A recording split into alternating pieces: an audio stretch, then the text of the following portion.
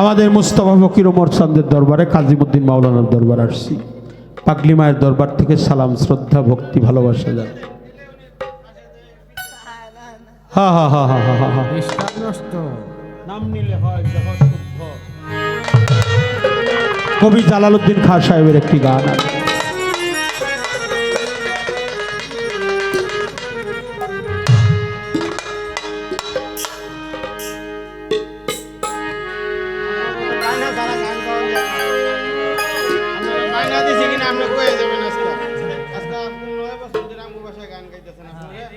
একজন গাইতেছে 19 বছর ধরে, আপনার 9 বছর ধরে আপনার বায়না একবারও দিছি কিনা এটা কইবেন।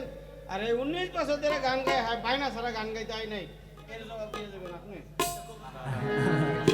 আমি পাগলি মায়ের দরবারে, ওমর চাঁদের দরবারে সম্মান জানাই।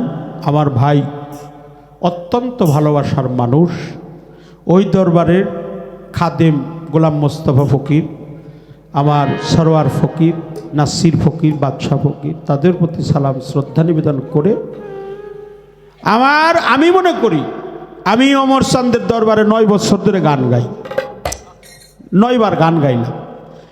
আমার মনে হয় না, আমি বিশ্বাস করি সব সময় এরা আমারে বায়না দিতে চাইছে, আমি কোনোদিন বায়না নেই নেই। জবানটাই হলো বায়না, কি করেন আপনারা?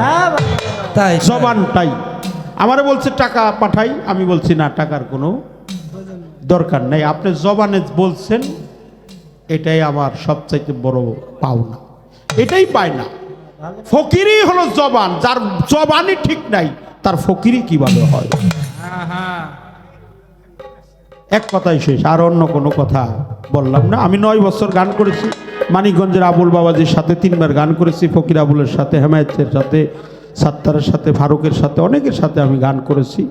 হ্যাঁ, কিন্তু আমি কোনো বছর বায়না নিয়ে গান গাইনি। আমি বলছি বায়নার প্রয়োজন নাই, মুখের জবানটাই হলো সবচেয়ে বড় বায়না।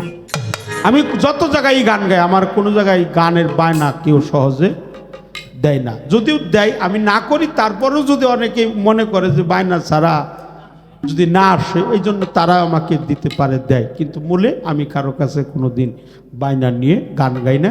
আমার ফকিরি, আমার মুর্শিদের হুকুম, আমার উস্তাদের হুকুম যে বাবা কথা দিলে এই কথার উপর আর কোনো বায়না থাকে না। আমি সেই কথাটা রক্ষা করার জন্য চেষ্টা করি, আমার উস্তাদের হুকুম পালন করার জন্য চেষ্টা করি। সকলের প্রতি শ্রদ্ধা জানাই, সম্মান জানাই। আল্লাহর রহমতে আমরা সামনের দিকে বাবাজির কাছ থেকে আমরা কথাগুলো শুনবো, তারপরের দিকে